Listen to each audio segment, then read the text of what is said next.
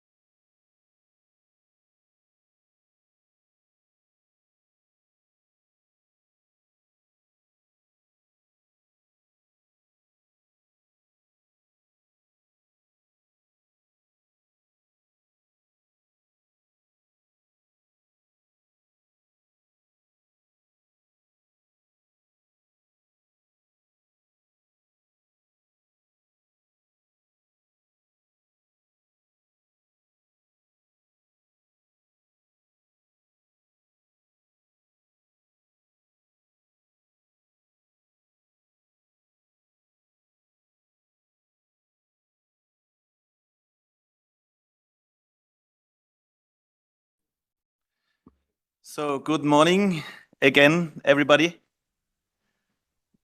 Good morning again to those who already attended the World Cafe, and good morning to those who just joined us. I would like to use the opportunity to thank all table hosts in the World Cafe. It was, I think, really exciting and interesting. And I would like to thank all the participants for really using this opportunity for a very good informal talk. So I think we all have learned a lot, and we will present the main outcomes of these discussions on the last day when we have the concluding session. I have to say I'm really happy to see the meeting room almost full. It's not only because the meeting room is small, but it's also because lots of people really came. We have 96 in-person people, and we have many people actually connected online who are following this event on YouTube. The event will also be recorded, so if you miss anything or so, you can look at it later on. I have to say a few organizational issues at the beginning before I hand over to our chair, Johanna, a few housekeeping items, and also one important thing that I would like to say here, which is unfortunately a note I have to say here on in the beginning on the war in Ukraine. As we are internationally still in a special situation, let me please mention upfront the following. We are all aware of the tragic events currently going on in Ukraine, one of our UNECE member countries. In that regard, I would like to refer you to the UN General Assembly resolutions and the many statements by the UN Secretary General, Mr. Antonio Guterres, condemning Russia's invasion of Ukraine, which is against the territorial integrity of Ukraine and against the Charter of the United Nations. I also would like to mention the important role of the United Nations Security Council and other UN bodies dealing with resolving conflicts between member countries. Having said that, and acknowledging the suffering and dying of many humans caused by this conflict, I would like to remind you of the technical nature of our meeting today, tomorrow, and on Wednesday. The United Nations, and in particular UNECE, have always been a place where countries can get together to discuss, even in situations of political conflicts or war. This seminar is not the place to express political views or statements. We believe that this is in the interest of all participants, and we kindly invite you to respect this. Now, a few housekeeping items. As you have already noticed, there will be interpretation into 3 languages. It's English, Russian, and French. So you can choose on your display, you choose the channel you would like to listen in, and you have to use this kind of earphones. We have a handful of online presentations. When we have online presentations, you have to use this as well, okay? We have to keep a very strict time management, so I would like to invite all speakers really to stick to the dedicated time, or maybe even to be a bit faster. And also, even if you would like to have a good discussion, I would like to ask everyone to come to the point immediately, not to have co-presentations from the floor, but really to make a clear question or a clear statement so that we really save time and we have a fair distribution of the available time amongst colleagues. When there is online presentation, we gonna lose interpretation after 30 minutes. So also please take this into account, and then it will be all in English, the presentations. So please that you're also aware of this. Meeting materials are all available on the webpage. You know that, and the meeting will be recorded. Regarding the agenda, the sessions on waste accounts and plastic accounts were swapped. It's also already indicated in the program. Regarding toilets and coffee, I think most of you have already found out where this is. So toilets are on the same level where we are. You turn to the left, you go through the small door, and then to the left there are signs where to find the toilets. We have 2 coffee machines, 1 level up. You go the stairs up, turn to the left, and there's a kitchenette, 2nd door on the left side, where you find 2 coffee machines. Yeah, one of the last points, in order to save time, we will not introduce the full bio of every speaker. We have prepared a document which says, get to know our speakers. It's online, so you get more information about the speakers. We will just introduce the speakers by the name and the affiliation. I think this helps also in the time management. My colleague Evita later on, I'm not sure if you have it ready. So Evita, you already know if there is anything organizational questions, so Evita will help me, so please contact her. I'm not sure if we can do it now, but there is a circulation of a list of participants, which I would like to ask you to check, to sign it off so that we know who is really here. And if there are any corrections that are needed, please just do them in handwriting. Yeah, having said this, I would like to introduce now the seminar chair. Many of you already know her. So Johanna Pakarinen from Statistics Finland, and also the chair of our EC Task Force on Measuring Circular Economy, of which we will hear a little bit more later on, and I think you know her very well. So it's the third time she's chairing the seminar. I'm very grateful for this. You did a good job. Expectations are high, and over to you, Johanna. Thank you. Thank you, Michael. A lot of pressure now, but we will see. So good morning, everyone, and welcome on my behalf as well to the seminar. We have really interesting program, I think, this year. We have two main substantive sessions, one focusing on circular economy and the second one on climate change adaptation and response. And we have really good selection of speakers and experts all the way from the organizations to the statistical offices.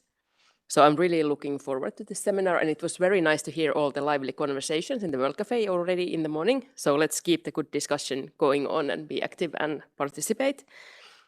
And so without further ado, I will hand over to Tina Luige from the UNECE Statistical Division, the director, for some opening address. Thank you. Thank you. Good morning, everyone. So I would like to welcome everyone to this meeting on behalf of UNECE, and also as a new director of the UNECE Statistical Division since 1st January this year. So this is already a 9th seminar on implementation of SEEA, organized jointly with OECD and UNECE, and it's really a pleasure to have this joint meeting going on. I hope also after that still for years to come. We can see an increasing number of participants in the room. So Michael said 96. The room is nicely, practically full. And there are people representing 40 countries, international organizations, academia, private sector, and NGOs. I should say that having these seminars, expert meetings, where we meet with all the people from countries and statistical offices and international organizations and all these partners, these are really the most gratifying and rewarding part of our work. Working in such a big, also bureaucratic organization as UN, sometimes it can be quite frustrating with all the limitations and things.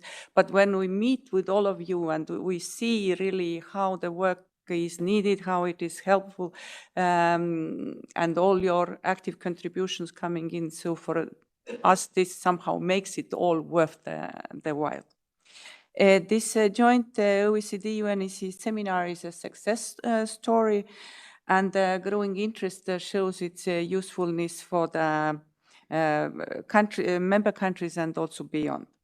So as usual, the organizing committee has chosen hot topics for the discussions over those 3 days, including measuring circular economy using SEEA, which has become a recurring theme. And in this session, we will inform you also about those CS guidelines for measuring circular economy, which have been developed jointly with OECD and other partners, and they were published last Friday. So these copies are just warm coming out of the press. They're outside for you to take. And the other main topic is the contributions what SEEA can make to inform climate change adaptation and disaster risk-related policies. Also a very topical issue of increasing interest all the time. I would like to thank the OECD, but also all other partners of the organizing committee: Australia, Canada, Estonia, Finland, the chair, Johanna, Germany, Netherlands, Sweden, United States, Eurostat, IMF, UNEP, and UNSD for collaborating with us in organizing this event so that it continues to be a useful platform for exchange of knowledge and experience for both practitioners and managers in charge of producing or implementing SEEA. So with this, I wish you, on behalf of UNECE, a successful seminar with interesting presentations and discussions, inspiring discussions, and hopefully fruitful outcomes. So thank you. And I'm turning over the floor now to a co-organizer OECD to welcome.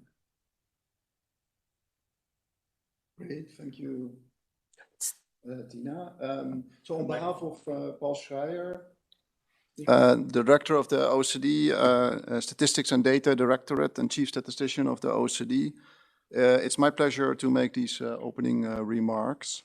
So dear colleagues, let me start by extending you a warm welcome also on behalf of the OECD. It's great to see that so many of you have, from different regions, have traveled to Geneva, and also thank you for those of you joining online. This is already the 9th seminar on SEEA implementation organized jointly by the OECD and the UN Economic Commission for Europe, and I would like to express my gratitude to UNECE colleagues for this excellent partnership. So this gathering fulfills an important role in bringing together practitioners, both from national statistical offices and international organizations, as well as policymakers and academia. This exchange between the various communities is essential for mainstreaming the SEEA by providing opportunities for discussions with peers, as well as further shaping its future development. So the demand for high-quality environmental data and statistics in the current day and age of climate change and threats to biodiversity is starkly increasing. So the SEEA has a key role to play, first as the measurement framework for describing the interrelationship of the economy and the environment, and secondly, as an enabler of all sorts of economic modeling which will inform appropriate policy responses. At the OECD, across several directorates, we are doing a lot of work on the implementation and further development of the SEEA. As an example, together with the UNSD and building on work by Eurostat, we have started data collection on air emission accounts and physical energy flow accounts last year. And together with other directorates, such as the Environment Directorate and Economics Directorate and external partners, we're currently working on various estimation techniques to fill data gaps. And we have developed analytical global data bases on aviation and maritime emissions that complement traditional national data sources, thereby contributing to a more comprehensive measurement of emissions. Another important development is the revision of the system of national accounts that is currently under full steam. The recent UN Statistical Commission in New York endorsed all proposed recommendations, with one exception for marketing assets, including several recommendations related to the environment. So one of the most important changes will be the recording of the depletion of the cost of natural capital as a cost of production, essentially implementing the SEEA Central Framework's recommendations on this topic. And at the OECD, we're glad to contribute to this process by hosting the expert group on natural capital that will develop guidance on a range of natural capital related measurement aspects to support implementation of the new SNA. This 9th edition of the seminar comes also at a good moment to gather inputs for some important processes and initiatives that have started, such as the SEEA Central Framework revision process, as well as the revision of the COFOG, so that's the classification of functions of government. But also the discussions of the role of the SEEA in informing the two policy themes that were selected as focus of this seminar, so circular economy and climate change adaptation and response policies, will be important for the development of relevant guidelines and frameworks. So finally, I would like to reiterate my thanks to our UNECE hosts, as well as to the organizing committee, which has been working very hard to prepare for this seminar over the past 5 or 6 months. And then, of course, also the chairs, the presenters and panelists, and of course also all of you as participants. So I'm very much looking forward to hearing the outcomes of your deliberations, and I wish you all a productive seminar. Thank you. Thank you, Bram and Tina. And then we can move on to our first topic, which is the updates from the international organizations and their expert groups. And for the first update, I will hand back to Pram for the OECD updates on the related work from OECD and the SNA update. Great. So it's also a pleasure to kick off the first presentations and provide you with an update from the OECD. So the outline of my presentation is as follows. I would like to cover 4 topics. So first of all, the new expert group on natural capital that I just mentioned. Secondly, the work being done as part of the Area C of the UNECE on global SEEA accounts databases. Thirdly, the maritime emissions dataset that we released last year. And then fourthly, work that is led by the Environment Directorate at the OECD on environmentally related tax revenue statistics and accounts. So the SNA update process was launched in 2020. A list of recommendations has been developed based on extensive consultations among the statistical and user community on the various recommendations that were contained in a total of 65 guidance notes that were drafted related to the priority topics for the update of the 2008 SNA, such as well-being and sustainability, globalization, digitalization, and so on. So as a result of this consultation and the recent also Statistical Commission in New York, so there will be important changes in the new SNA regarding natural capital, including, as I just mentioned, recording depletion as a cost of production. So this will change key aggregates such as net domestic product and net savings. And together with the new SNA having a bigger focus on these net measures, I think this will be really a big change. So secondly, an explicit recognition of renewable energy resources such as oil, soil, hydro, wind, geothermal as economic assets requiring monetary valuation. Thirdly, changes in the treatment of so-called single-use biological resources such as timber and fish. So this will include, for instance, an accrual recording of output, but also recording their depletion and in some cases also regeneration. Then ownership of natural resources will be split between the government and the private sector. So this means that if you have estimated an asset value, that asset value would be split across the different institutional sectors, which is actually also a recommendation that can already be found in the SEEA central framework. And then there will also be various changes in the classifications pertaining to natural capital. So a lot of environmental assets were previously found in various SNA asset classes, and they're now all sort of lumped together in one new category on natural capital. So why? Well, these changes are important to improve the analytical usefulness and relevance of the national accounts in responding to the pressing policy needs of our time, such as climate change, the energy transition, and so on. So now the ISWGNA, so that's the Intersecretariat Working Group on National Accounts, which is the body overseeing the SNA update process, asked the OECD to lead a new task team to address practical implementation challenges of these changes related to natural capital, which led to the establishment of the OECD Informal Expert Group on Natural Capital. So this is the EGNC, and it's my pleasure to be coordinating this group. So it's actually one of 3 new task teams that was set up last year as part of the SNA update process to assist countries with the implementation of the new SNA. So there's also a task team on data assets and on marketing assets, and there's also work being done on crypto. So in terms of governance, the expert group will report to the Working Party on National Accounts, as well as regularly updating the ISWGNA and the Advisory Expert Group, and also will seek advice from and keep informed the UNECE and also this seminar. So the objective is to provide practical guidance to countries on implementing changes relating to natural capital in the new SNA in the form of a handbook, which has the working title Natural Capital Compilation Guide. So currently we have about 17 countries participating, also several international organizations and experts. If you as a country are interested also in testing, please also reach out to me.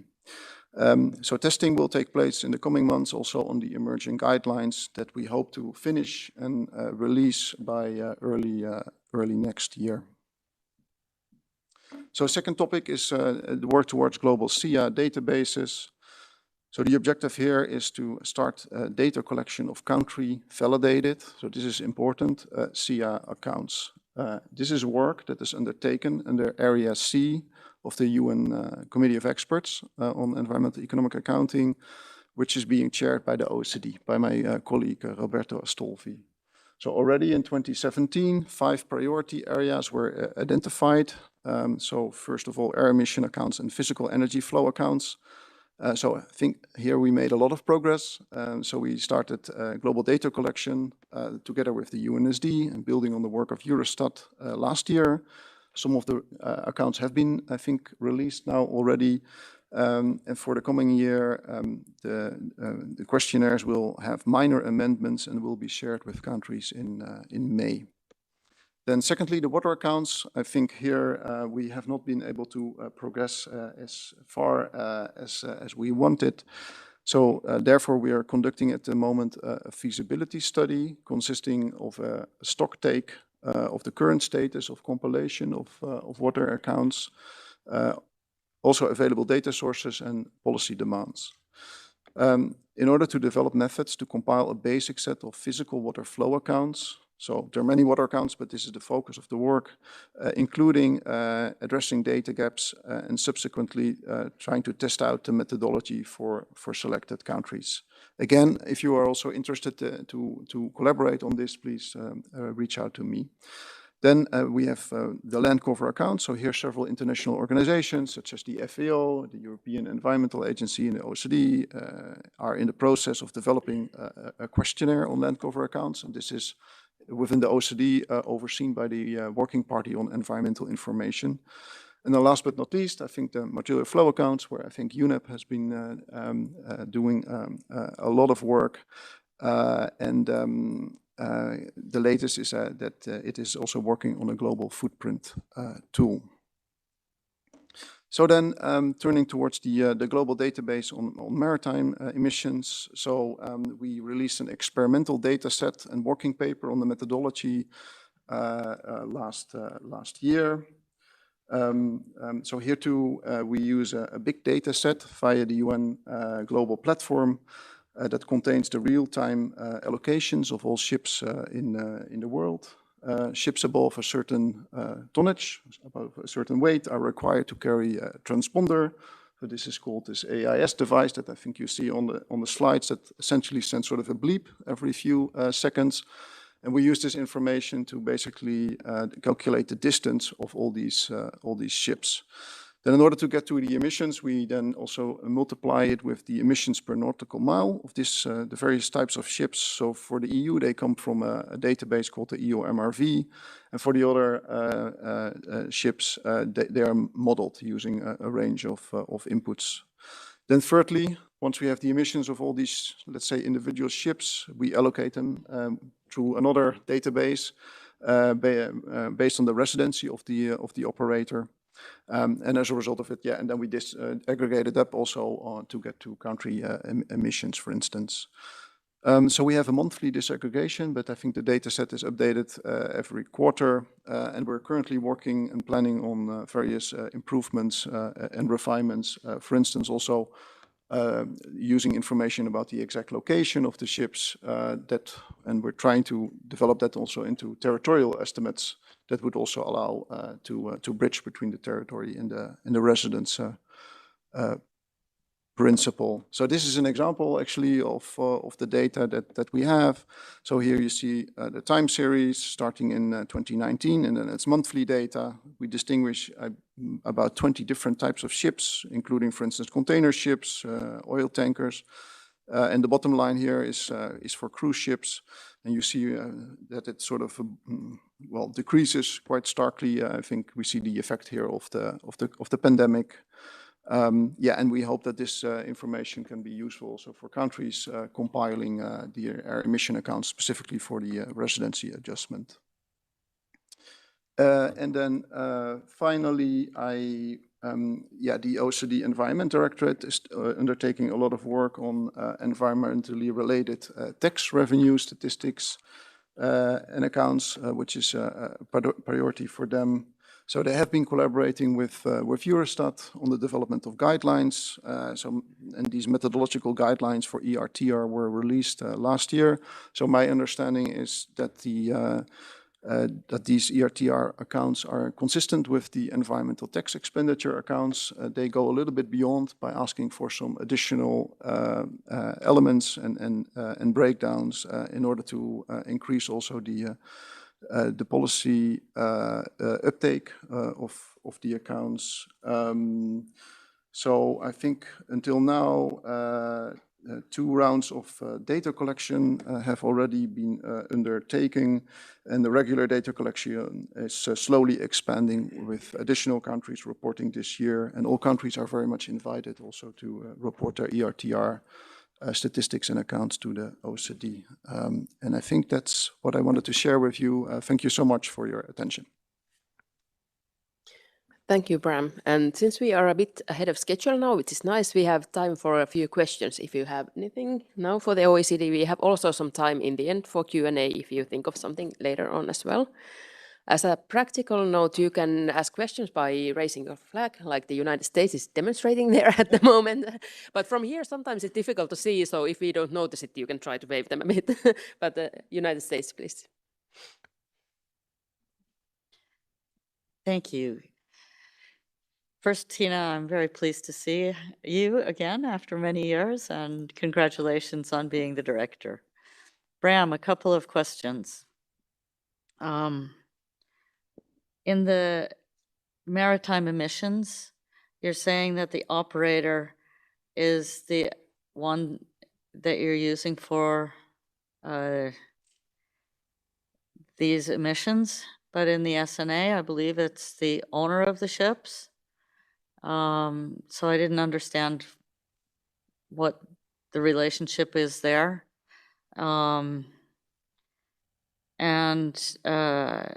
in your air emissions database, are you including the maritime emissions there, or are the maritime emissions separate from the air emissions database that you have? Thank you.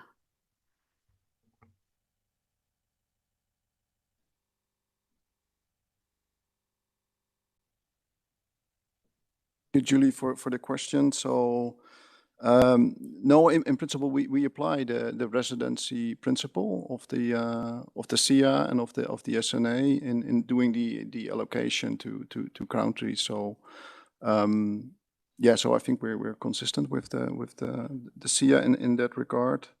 And then in terms of the air emission accounts, so I think we have different databases or data sets that we disseminate.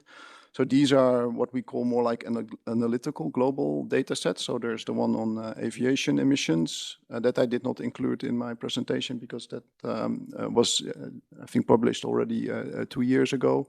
And then there's the one on maritime emissions. So in principle, they have global coverage. But then in addition to that, we have also now started official data collection. So that's from the various OECD countries. And then we are sort of complementary with Eurostat that already, of course, collects the data for the European countries. And some of those countries may have used our, let's say, analytical estimates on maritime or aviation emissions to do their official air emission accounts estimates that they then report to us. But that need not be the case. So I hope that clarifies. Thanks.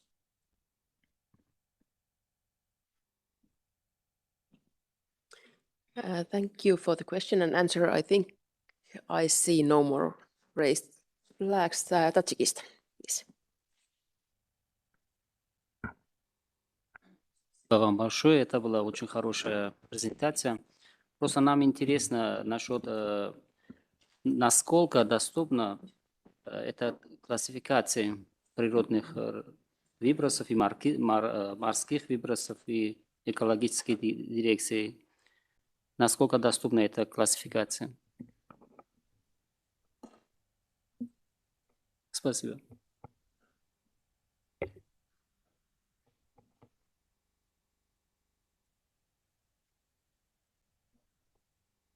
Sorry, I missed the first one. Could you please repeat, because we didn't have the translation on in the beginning? Мгм. Я бы хотел, просто интересовалась насчет этой классификации, которую вы сказали. Классификация природного капитала, по-моему, сказали, если я не ошибаюсь.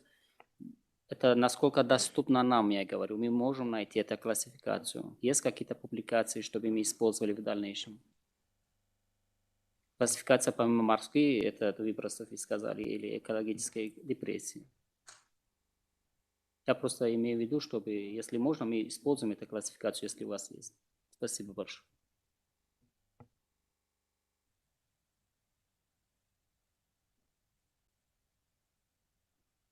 So is this specifically about the maritime emissions or more the natural capital classification that you were referring to? Apologies. Классификацию природного капитала.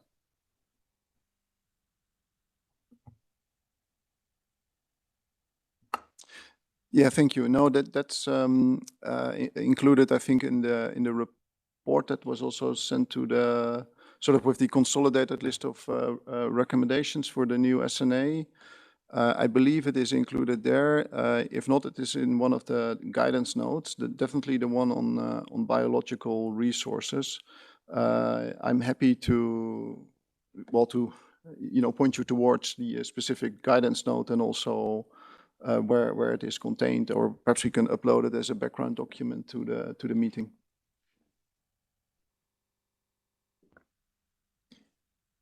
Thank you. And I think now we have no more questions at the moment, so then we can move on to our next update, which will be given by Sven Koumans, who I hope is online, and he will give us updates from the 29th meeting of the London Group on Environmental Accounting. So over to you, Sven.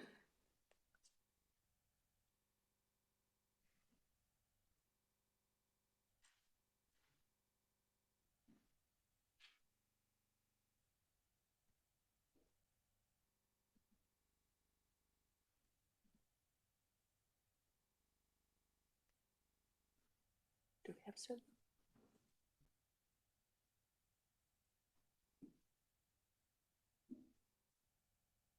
Sven, I see you muted. Can maybe technical colleagues unmute Sven Koumans and make sure he can share his presentation online? Now we can see you, Sven. At least I can. Already my time. So, I thought it's Ilaria before me. no. Okay, Are you ready? I'm ready. I'll try. Please sorry. give me a signal if you can That's see okay. the slides. Give me a second, I pushed the wrong button. So now we can see you.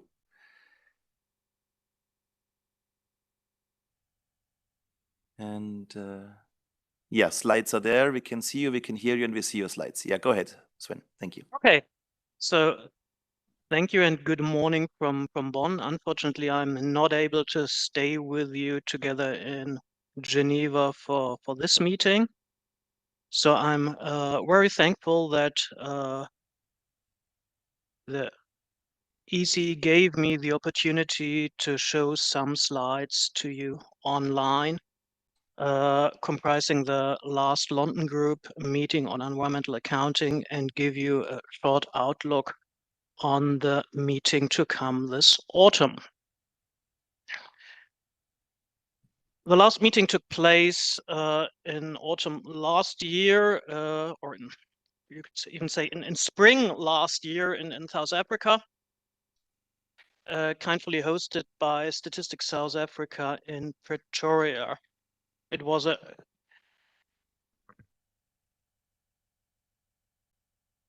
just a second. Michael, a colleague just came in my office and told me that that you can't hear me. We can hear you. Ah, okay. Then she probably has technical problems. Okay, thanks. No, the last meeting took place in Pretoria, South Africa last autumn. We had around 70 participants representing 45 45 of them in person, some online, representing around 40 NSOs, international organization, and academic institutions. So what were the main topics we talked about? We had almost 1/2 day on ecosystem services, both in physical and monetary terms. We had a strong focus on the CSCF update.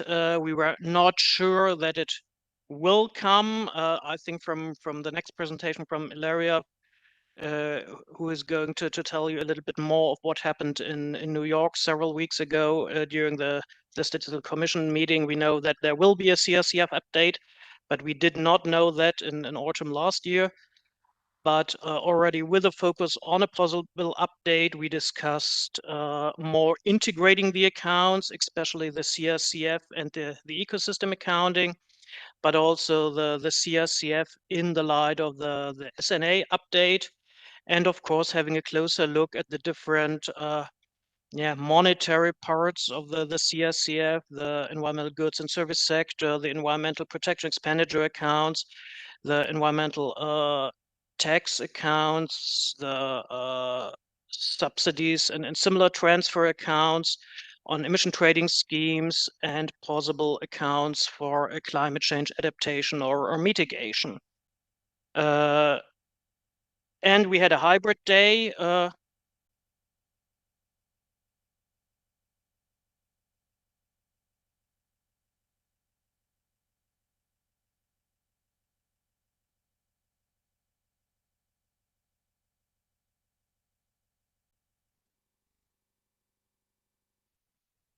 Okay, we lost Sven.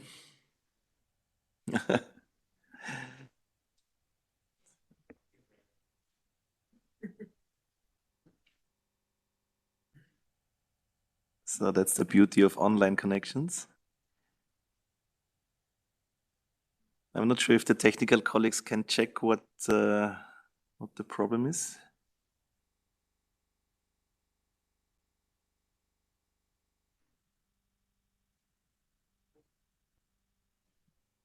Sorry for that.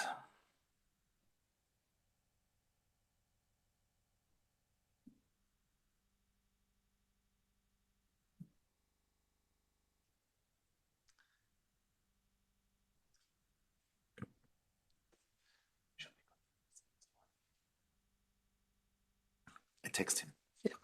Okay, so it seems that we lost Sven, and so since we are not sure when we will get him back, I suggest we will move on to the next presentation, and then Sven can continue once we get him back online. So for the next update, we have ESCAP and Terrapong with the SEEA-related activities in Asia Pacific. So please go ahead. John, I hope we get Sven back, because my presentation will be very brief. And maybe to begin with, some of you might not know ESCAP.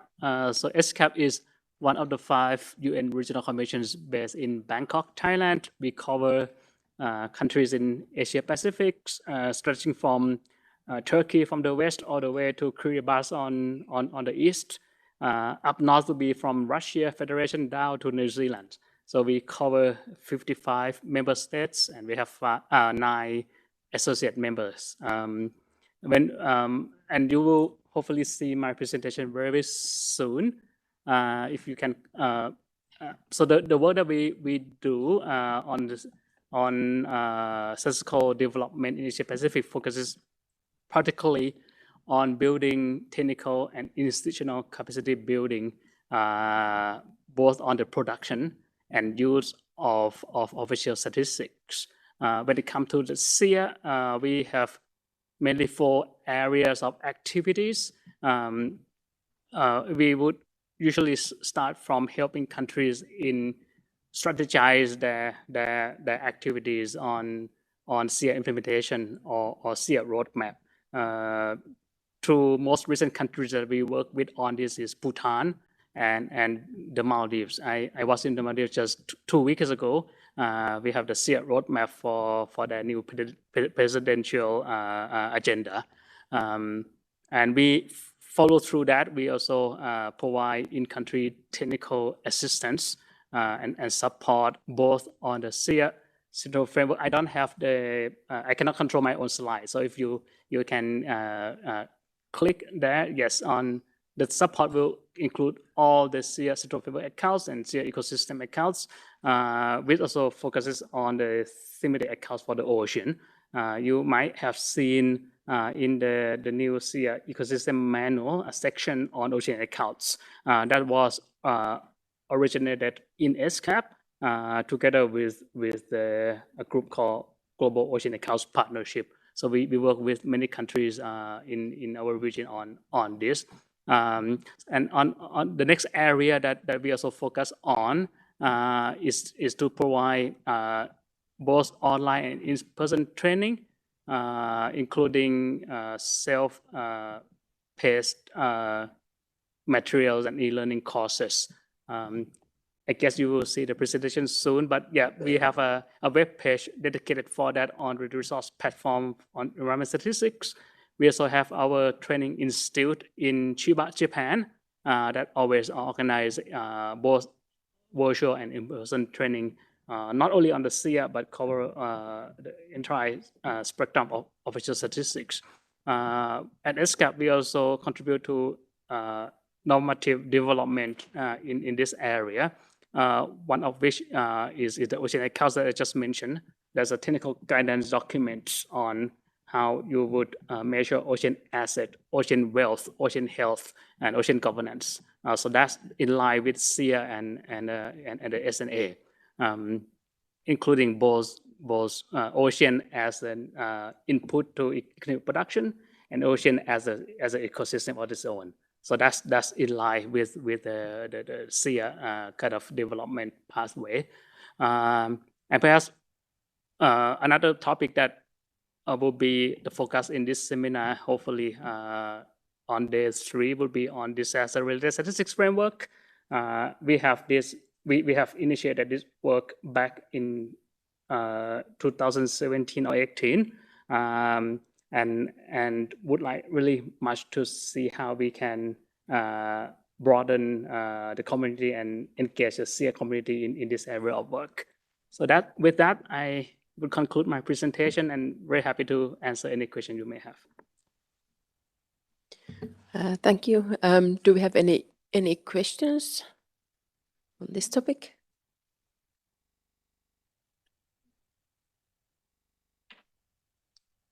I see none. So what is our situation? Do we have Sven back online?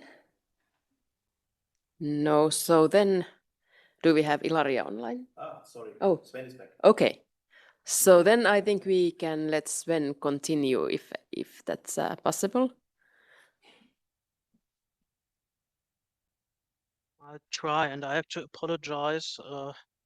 I had some trouble with the power supply of the laptop here, so it just shut down and nothing worked.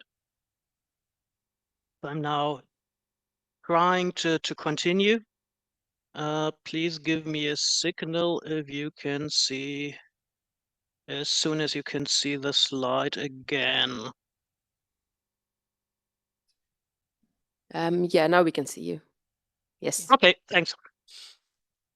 And I heard from a colleague of mine that there was a time shift between me talking and what I just said. So probably I might start at a point that you have not heard or that you already heard.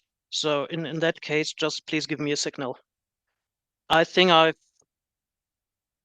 the cut was when I was talking about the different type of accounts we were looking at, especially the accounts from the monetary aspect, like subsidies, taxes, or the climate change adaptation mitigation accounts we were discussing. Other topics we discussed in the light of a possible CRCF update, but with not that strong relation were input-output models, especially for estimating things like indirect materials or indirect energy use. And we had a short session on quarterly accounts with a specific focus on seasonal adjusting the results of quarterly accounts and the question how to communicate them best. And I think the outcome of that session was that we do not see a specific need for a specific seasonal adjustment method or tools in that light, as there are quite a lot of there's quite a lot of literature already available on seasonal adjustment. But if there is another need, or if a need arises, or we see a development that makes it necessary again, we will pick up that topic again in future in the London group. So what were the main findings, the main conclusions? I think the overarching main conclusion was that the London group sees a need to adjust the CRCF or complement the CF by additional guidance notes.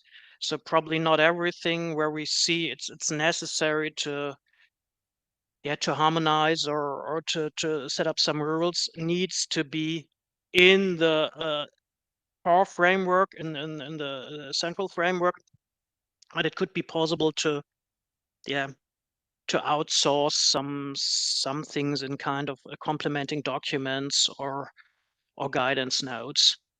What were the main topics, the main conclusions we found during the meeting?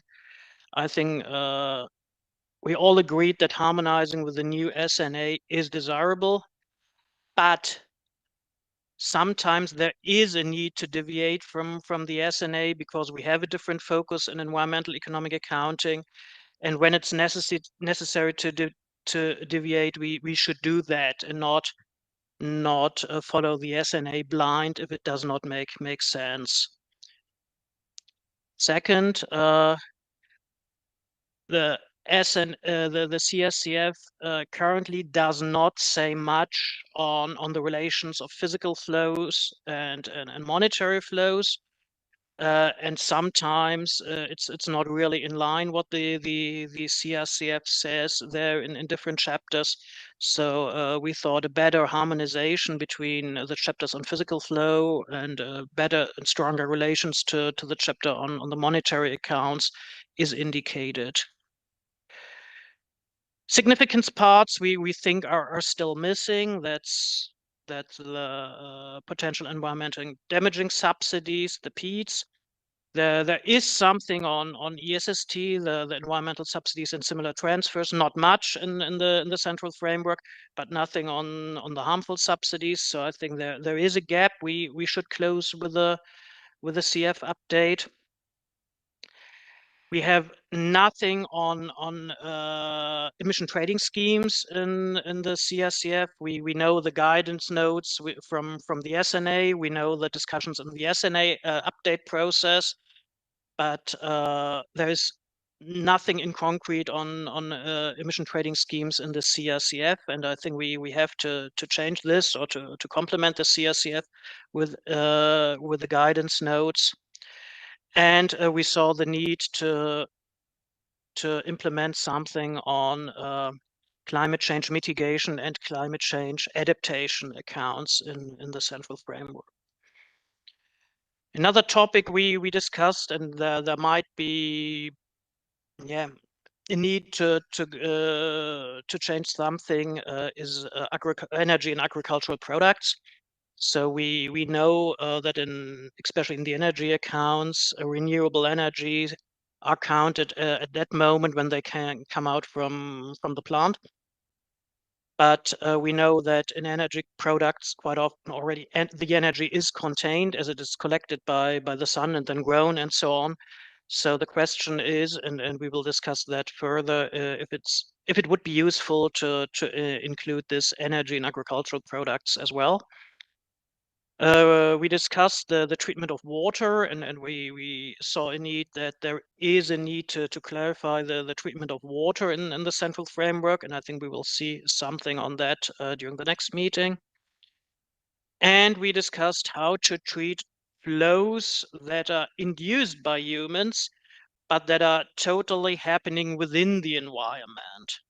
So normally the border is that we are looking at is what's happening between environment and economy, but we know that there are several flows within the environment that are man-made, and the question is, do we need this in the central framework, and how we want to treat them in future? And we think as a group that it's relevant to include those and have a closer look at them. And we had discussions on baseline definitions. We saw that they become more and more important in ecosystem services, where you have to decide what the ecosystem and what is there anyhow provides as a service. And in other areas, like, for example, when you're looking at tax abatement, it's necessary to look at baseline definitions, because you need to know to which you want to compare your abatement, and there might be other areas in SEEA, CF where baselines and baseline definitions might become relevant. I'm not sure if we in the end will decide that this is something for the central framework or for kind of additional guidance notes. I think everybody has his or her specific thoughts on that, but we saw the need that we need something on baseline definitions, and we will discuss that again in future. The overarching decision I think we made, if the London Group can decide anything, it decided on its work program, and that is that the London Group will support the CRCF update by drafting so-called position papers with concrete suggestions for topics relevant in the CRCF update process. So let me quickly talk you through the topics for the 2024, that's this year's meeting. As I already said, we decided that we want to become more concrete and not only present papers on what a country has done or tested or implemented or so on, but we want to show more relevant output, meaning kind of position papers presenting the outcome of the total process, the total discussion within the London Group. And the key works for the 2024 meeting will be either preparing these papers or discussing papers that are already in preparation by small groups within the London Group. These are on recommendations on treatment of taxes, including the emission trading schemes and subsidies. We are going to prepare something on climate change mitigation, adaptation, expenditure accounts, on treatment of water, as I already mentioned, on the treatment of these human-induced flows within the environment, so the flows that man make happening within the environment and not crossing the border to the economy. We will prepare something and discuss something on baselines in both EA and CF, and on natural capital. And probably the status or the topics not that much having a focus on the CRCF update will be monetary values connected to ecosystem services. So more or less the last part of ecosystem accounting, the monetarization of services. And there might be a short session on soil accounts as well. One slide back. The elephant on this slide is not by purpose. It's by accident. I normally decorate these slides from the London group with photos I took from the previous meeting or the venue where the previous meeting took place. So in the light of the upcoming US elections, it should neither be a position for the one or the other party. So where will the next meeting be? It will be in the US, hosted by the US Bureau of Economic Analysis. In the Willard Intercontinental Washington D.C. hotel. It's a quite neat hotel, quite of stylish hotel in downtown Washington D.C. from Monday 30th September till 3rd of October this year. And directly after the meeting, most probably directly after the meeting on Friday that week, there will be a meeting at the IMF on the Data Initiative 3 recommendations 6 and 7.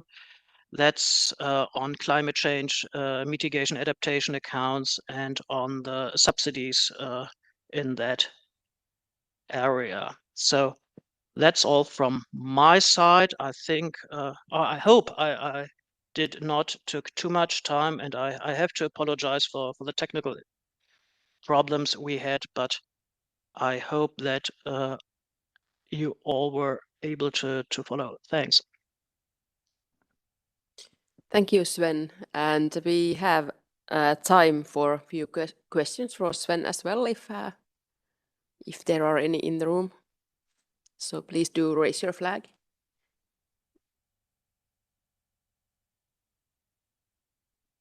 Just one remark from my side. I'm not able to listen to the translation. Okay. So we ask if anyone who has something to ask can ask in English, so then Sven can also understand and hear. And Armenia, please. Interesting. What was interesting for me, the flows within environment that you mentioned, man-caused. Can you bring just a few examples, and whether you link it with monetary part? And when your paper will be ready for publication? It's very interesting. Thank you. It's not my paper. It's a paper presented by a group of persons within the London Group, and I think the lead author of this paper is in the room. It's Shirt from the Netherlands. Probably you are able to answer this question directly. I can answer to that. Okay, yes. Okay, thanks. Yes, I can answer to that. The idea is there are several flows within the environment that are man-induced that are, in principle, are worth accounting for. So we're now looking at, of course, the SEEA rules. So in principle, of course, flows within the environment are out of scope. But still, some of these flows are worthwhile accounting for. For example, we have the LULUCF flows, taking up a carbon sequestration and that kind of also emissions from nature. They're part of the IPCC emissions. And of course, often there's even there's an important human-induced factor behind it. So we're now looking into possibilities to still account for that. And the question is, how do we do that and still be consistent with the general SNA SEEA regulations? But there's also some other examples. LULUCF is one, but there's also some other flows that occur within the environment that may be worth looking after. And we're now looking into possibilities to account for that in the SEEA Center framework. Thanks.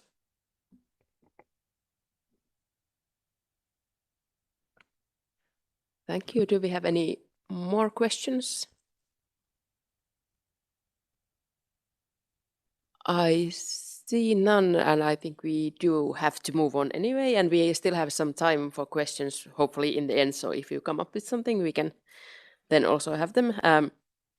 We actually have a second online presentation now, so hopefully we have Ilario Di Matteo from UNSD online. And she will tell us about the relevant outcomes from the UN Statistical Commission and also the work of UNECE.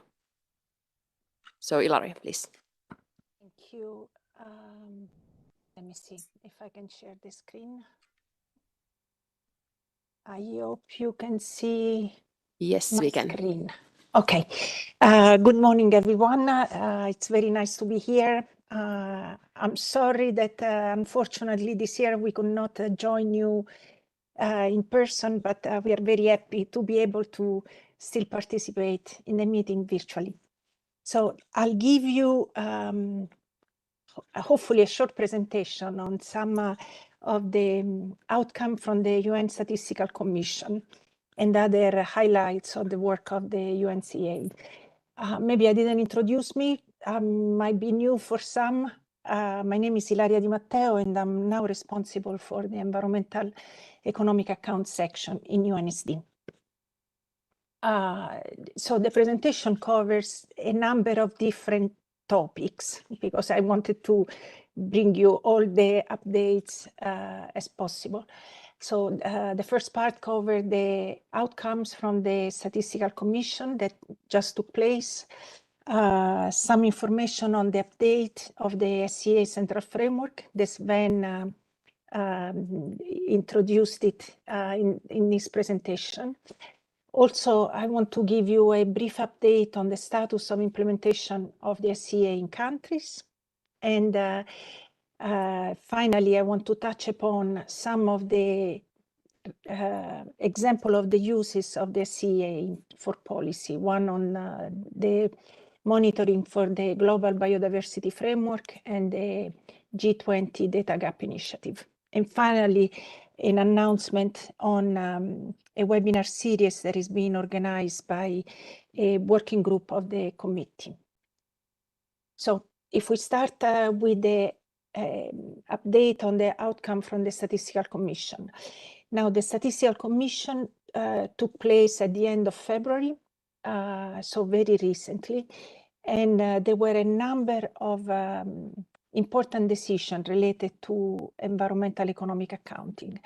Maybe the most important one is with regard to the update of the SEEA Central Framework, where it was proposed in the report based on the decision, on the discussion that took place within the UNCA, within the Technical Committee on the Central Framework.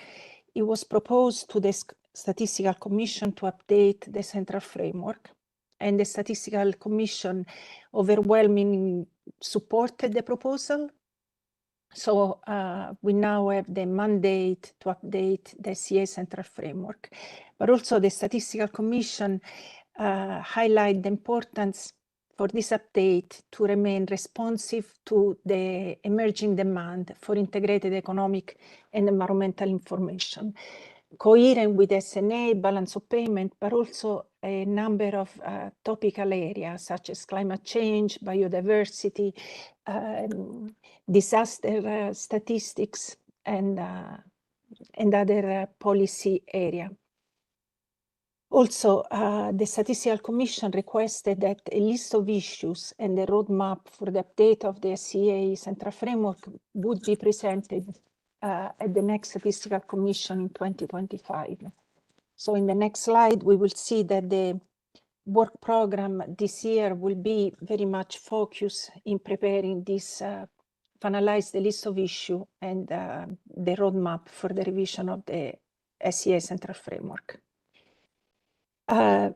Also, the Statistical Commission recognized the importance of the use of the SEEA ecosystem accounts for the indicator, selected indicator of the Global Biodiversity Framework, and very much encourage the collaboration of the statistical community with the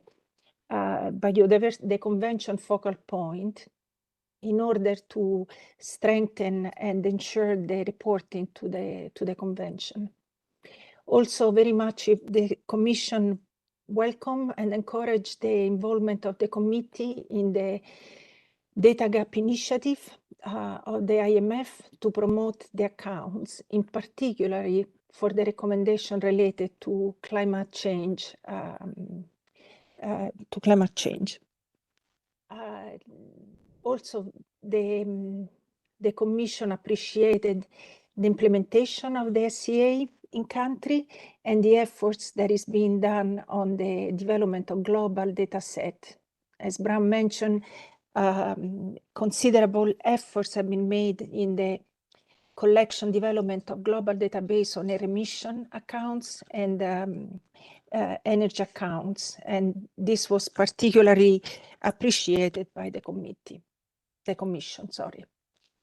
And here are some very important decisions that took place under the discussion, the agenda item on classification and tourism statistics. One is that the statistical framework for measuring the sustainability of tourism was endorsed. This was prepared by the UN Tourism Organization. The committee has been involved in the review of the framework, especially within the chapter linking sustainability of tourism with environmental consideration. Also, the Statistical Commission approved and endorsed the classification of environmental purposes and the IUCN Global Ecosystem Typology as international classification. And we will see in the agenda this, in the next few days, we will learn more about the classification of environmental purposes, that I think it's a major step forward in environmental accounts. And finally, maybe it's worth mentioning that, as you know, the Statistical Commission requested the revision of COFO a couple of years ago. But now the terms of reference were approved for the establishment of a task team. And now the revision formally is taking place. So all the documents for your information are available on the website, and here the link is on the slide if you want to look at it.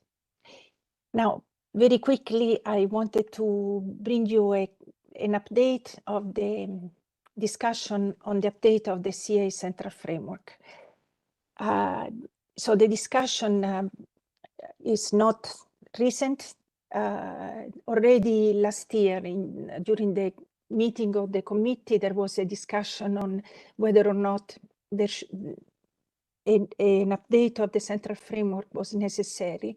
And the committee agreed to have a focus, to propose a focus update of the SEEA Central Framework, and requested the technical committee on the Central Framework to elaborate on the criteria and prioritization of the issue for the update.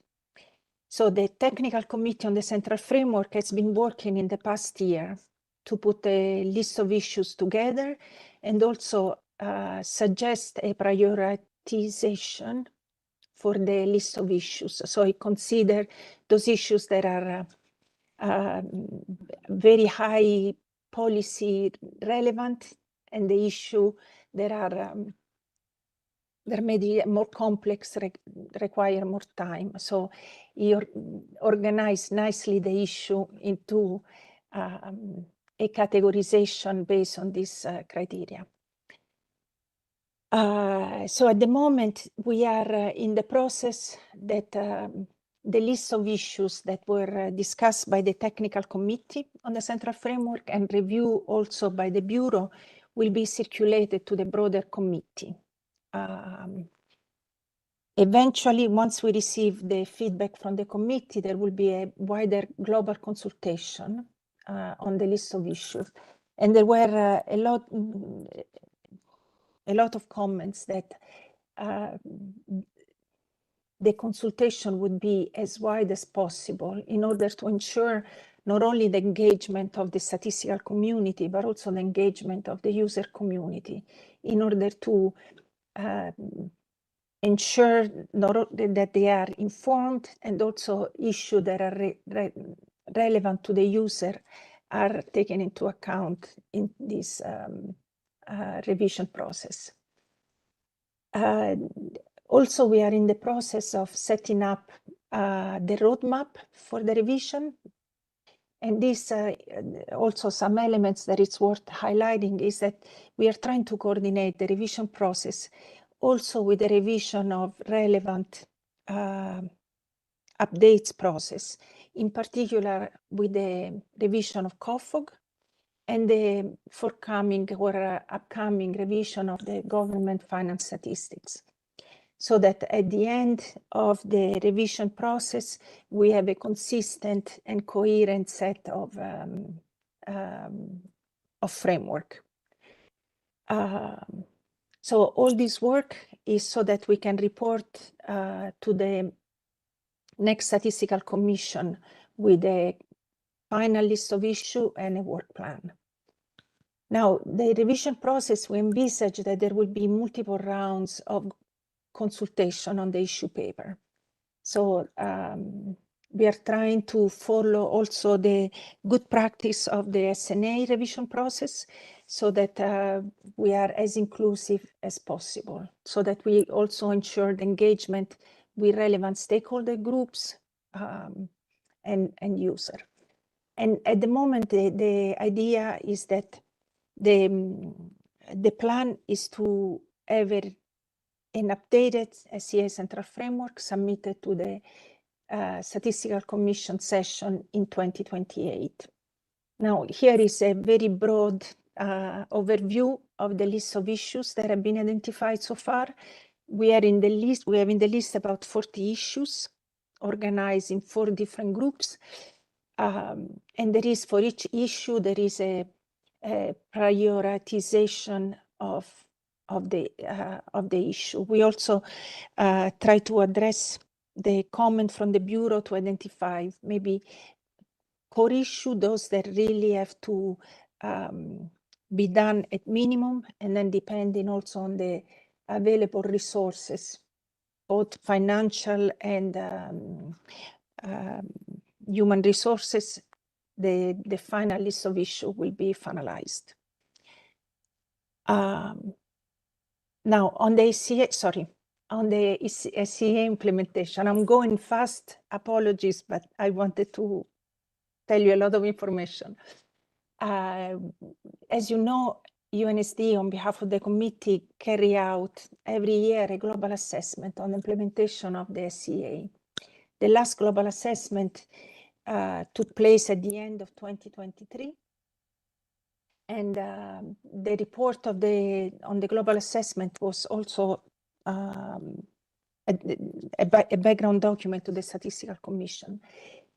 And here we show a map of the implementation of the SEEA in country, organized according to the stages of implementation. Maybe some of you are familiar with the 3 different stages of implementation that go from a light blue, that is stage 1, that country are compiling, just compiling the accounts. Then we have a little bit darker blue, that is stage 2, where the countries compile and disseminate. And then finally, stage 3, that is the darker blue, where a country regularly compile and disseminate. So the stage 3 is really the stage where the compilation of the account is institutionalized and it's regularly compiled. So as you can see, all the regions in the world have compiled the account, some more than other at different stage of development. But I should have presented the overall number first, which come in this slide. So here we can see the trend in the number of countries compiling the accounts. And since the first global assessment in 2014, the number almost double. To now we have 90 countries compiling the SEEA. Of these 90 countries, here at the bottom, we have the number of countries compiling the SEEA central framework and the one compiling the SEEA ecosystem accounts. Just to point out that we have a little bit of a stall in the last few years, and this is partly, we think, also due to the... Sorry, Ilaria, you have 1 minute left. Thank you. Oh, very, very good. So the decrease in the number is partly due to the fact that we consider the compilation the last 5 years. So the number of countries might decrease, but also there might be a lingering effect of the COVID crisis. Maybe in the last minute, I'll quickly talk about the use of the SEEA ecosystem account for the global biodiversity framework. There are a number of indicators that are based on the SEEA ecosystem accounts. The one on extent of natural ecosystem, services provided by ecosystem, benefit from the sustainable use of wild species, and regulating services provided by ecosystem. So there is a lot of work that has been done by the committee on environmental account on finalizing the metadata, and they will ultimately be approved by the COP16 at the end of this year. You know about the involvement of the committee on the data gap initiative, especially with regard to the recommendation on 1 to 3 and 6 to 7 on the use of also air emission account and energy accounts. And then finally, I want to end with an update of the work of Area A of the Committee on Coordination and Communication, that as part of the work plan, they are organizing a webinar series in 2024 on the uses of the SEEA. And the first 2 webinars will focus on the link between the SEEA and the biodiversity framework, and the dates will be soon announced at the committee website. And I think I stop here. Thank you, everybody. Thank you, Ilaria. If there is one really quick question, we have time.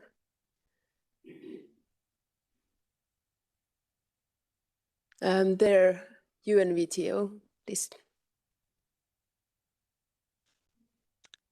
I'm Leandri Moreno, Statistics Officer at the World Tourism Organization, the United Nations Specialized Agency for Tourism. And I have a comment rather than a question. As Ilaria mentioned, we have been working in the last years on developing a statistical framework for measuring the sustainability of tourism. It has been developed by a dedicated expert group composed of over 40 countries and 30 international organizations, such as the UN Statistics Division, OECD, and Eurostat. And as Ilaria said, in close collaboration with the UNECE. The statistical framework for measuring the sustainability of tourism is an integrated framework that supports the measurement of the impact and dependency of tourism in the environment, in society, and in the economy. For the environmental part, a big component of the framework is the linking of the SEEA with the tourism satellite accounts, and it focuses particularly on energy use, water use by the tourism industries, and also the generation of waste and greenhouse gas emissions by these industries. So considering this, the framework could also be a useful basis for measuring circularity in tourism. And as Ilaria already informed, it has just been endorsed by the UN Statistical Commission at the beginning of the month. And now for us, the next step will be to develop an implementation program that will include a compilation guide and also capacity building activities in countries. So maybe here there could be a big potential for the statistical framework on measuring the sustainability to act as a catalyst for SEEA implementation. And if any country is interested in measuring tourism, please feel free to reach out to me. And of course, thank you very much, Ilaria, for informing on tourism and being our ambassador everywhere.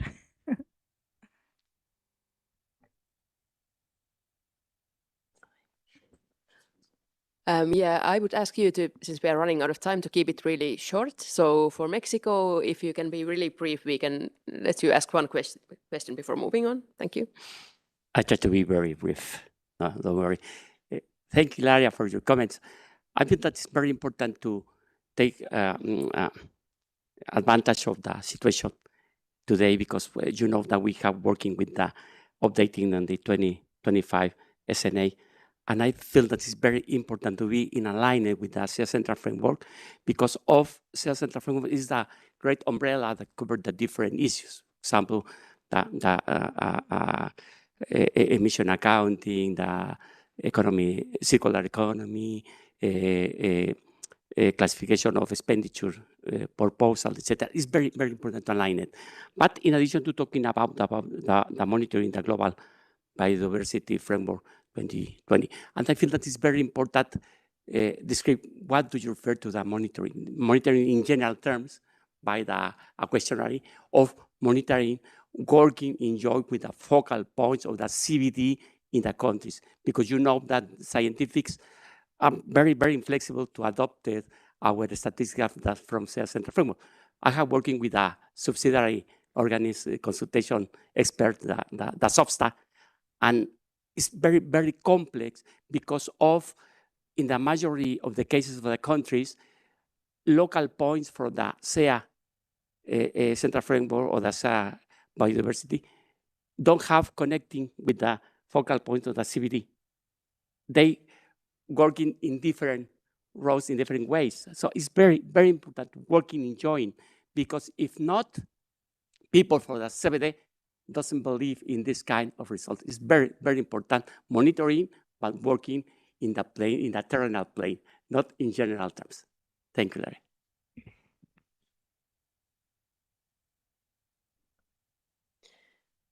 Thank you for that. I think we really need to move on. If you, Ilaria, want to say something really quick, you can respond really, really briefly. 2 seconds. I think, Raul, you made a very good point, but we will have a presentation later in the meeting, and maybe we'll address some of this issue. But it's important that there is this coordination between the statistical community and the CBD focal point, and it's recognized also in the convention. But we will see it later. Thank you. Thank you, Ilaria. Thank you, Ilaria. An important discussion, and you can also, of course, contact the speakers later on, also with, outside of this meeting, if we don't have time now.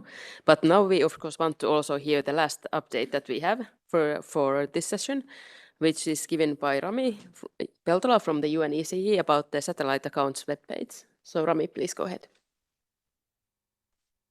Thank you, Johanna, and thank you for the organizers this opportunity to present you our little tool developed for sharing information in compilation of thematic and extended accounts.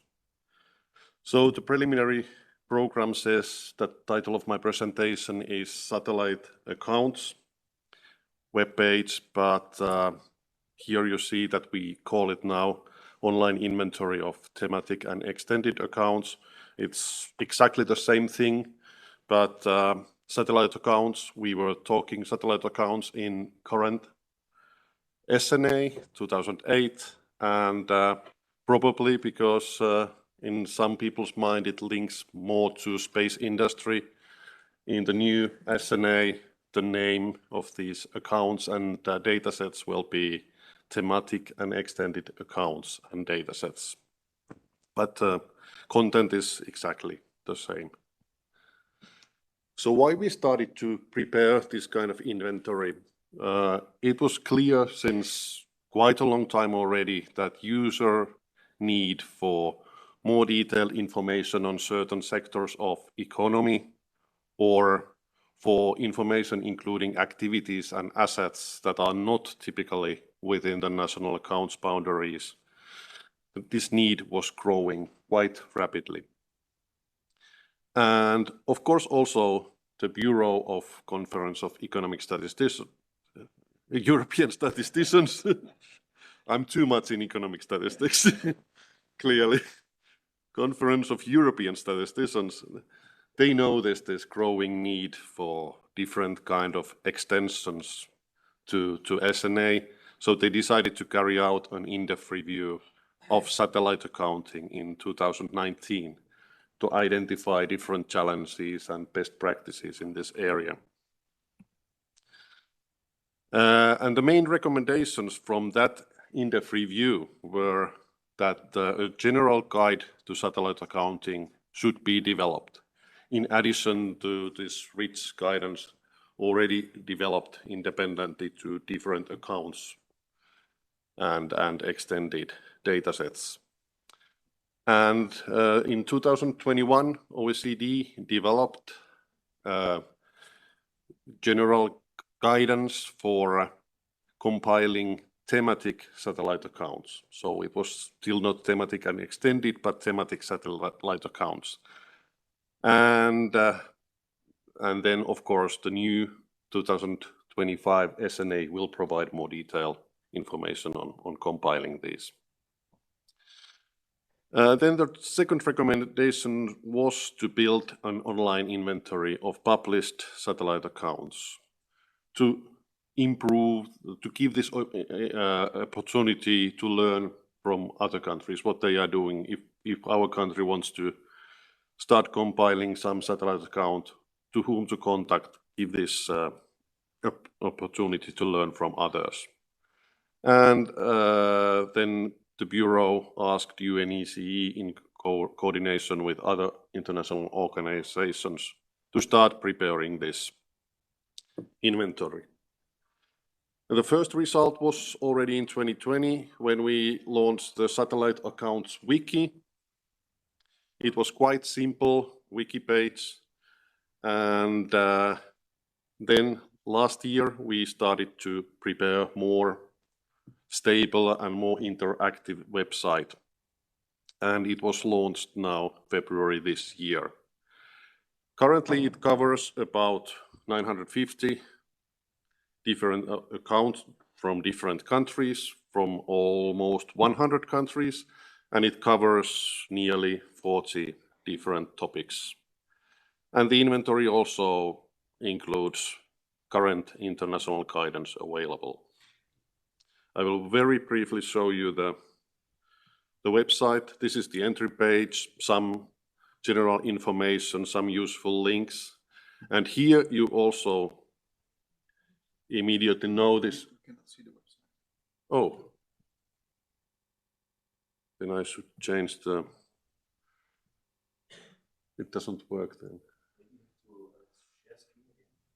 Yeah. Let's try. Just Make it bigger and go to share.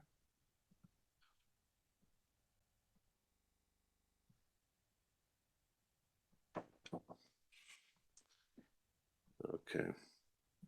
Stop sharing and share again. Okay. Here. And now share, and now you choose the website. Yes. Okay. Now you can see it, hopefully. Yeah, it should come in a second. All right. So this is the entry page, some general information. But here you can also see that we included SEEA here. Of course, we understand that SEEA is not just extended or thematic account, but it's a system itself. But somehow we wanted to show more completely that there are already a lot of work that goes beyond GDP. This is nowadays everybody is talking about going beyond GDP. So we discussed with SEEA team in New York, and we decided that we will also include SEEA in this inventory. And of course, we also wanted to promote the use of SEEA. So here, this is what is new in our web site-based inventory. We have a map user interface. You can hover over the map. You see immediately the overall picture where the satellite accounts are produced and where not. If you go to on top of country, you click, you can see, for example, Canada. They prepare a lot of different kind of accounts. We have three levels there. We have category, account, and title. Usually they may be even the same all three, but for example, in case of Canada, you see the second line. We have a category, transport, construction, and infrastructure, then account, construction, and infrastructure, and then even a title, housing economic account. So then we show if the program is currently active, first, last reference year, frequency, timeliness, if it deviates from national accounts concepts, producing organization, link to the data, and metadata. And for the SEEA, we wanted to keep more or less the same structure. But as we do not collect data separately from what UNESD is already collecting, we cannot exactly match the data we collect ourselves for the other accounts. But more or less,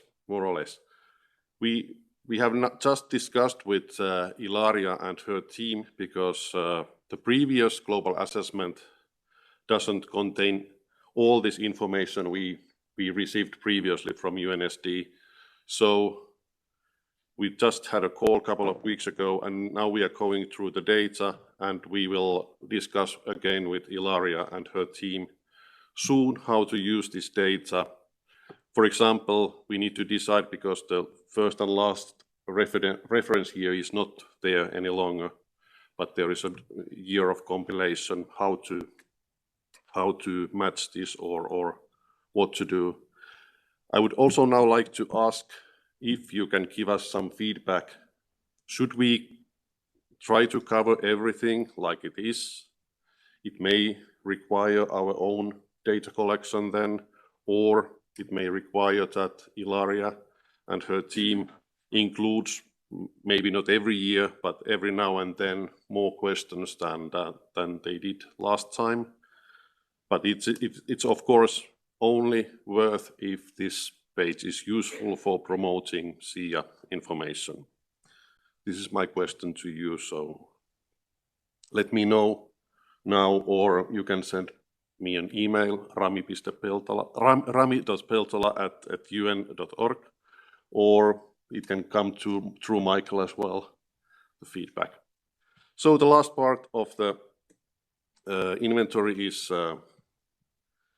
international guidance. Here we have by categories all the guidance we found for satellite accounting and also for SEEA part.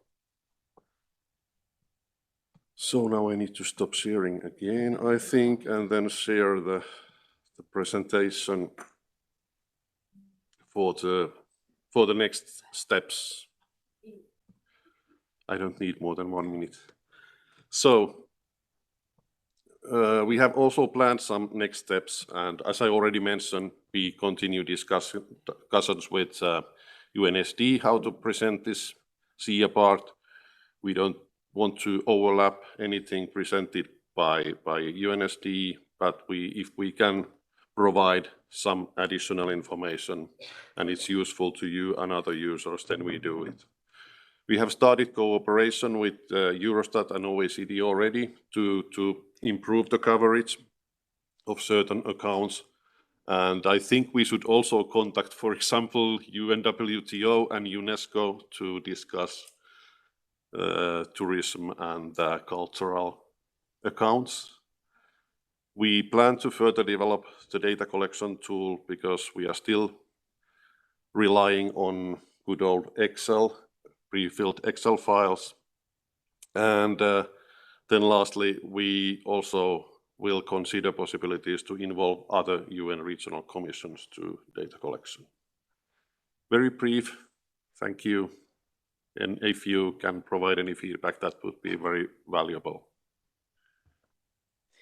Thank you, Rami, for that interesting presentation and website. And since we are a little bit behind schedule and running into our lunchtime, I suggest everyone can take a look at the page and then give feedback to Rami or to Michael or other channels that you find suitable if you have any ideas on the content.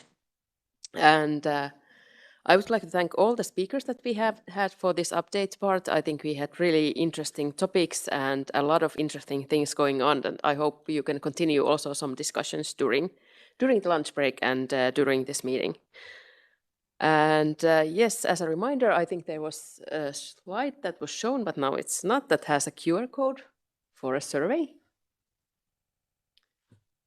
And it's a participant survey, and I suggest you could scan the code and go and fill out the survey. It's not a feedback survey, that will come later on. This is for the topics, for example, that is discussed in these meetings and so on. So it's really important information for us that we get through this survey. And then I think we need to break for lunch, which of course is a nice thing. And for this, I will hand over to Michael to let us know how to actually find lunch here. Thank you very much, Johanna, and thank you very much to the interpreters for the extra time. I just need 1 minute.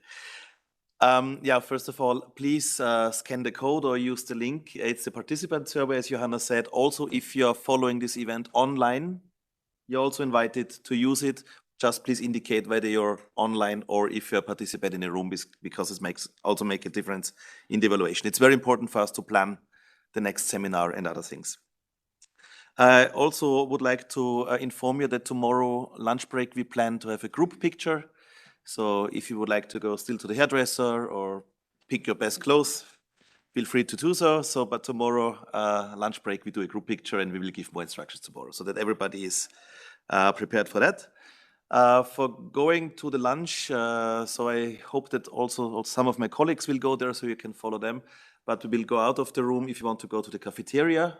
Here in the UN, you just go to the right, and then we have to go down, and then we are outside of the building, and then it's a short walk to the cafeteria. So you can follow me if you want, or you can follow other EC colleagues, not to get lost. You can also leave, of course, the compound and have a lunch outside. So we have 2 hours of break. But the most important thing is, please be back at 2:30 sharp. We have to start at 2:30 sharp, so please 5 minutes early already take your seat so that we don't lose any time and we have no delay. That's everything I wanted to say here, and enjoy your lunch. Thank you. Thank you, Ilaria. Thank you, Sven. Bye. Bye.